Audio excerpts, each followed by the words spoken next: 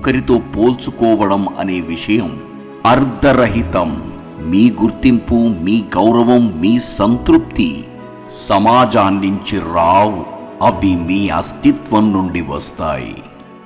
మీరు ఎదుర్కొనే ఒక్కో సవాలు, మీరు పొందే ఒక్కో విజయం మీ ప్రతిభని అర్థం చేసుకోవడానికి, మీ అధికారాన్ని స్వీకరించడానికి ఒక్కో అడుగు దగ్గరగా తీసుకువెళతాయి. గుర్తుంచుకో మిత్రమా, బాహ్య ప్రపంచపు కొలమానాలను ఖాతరు చేయకు.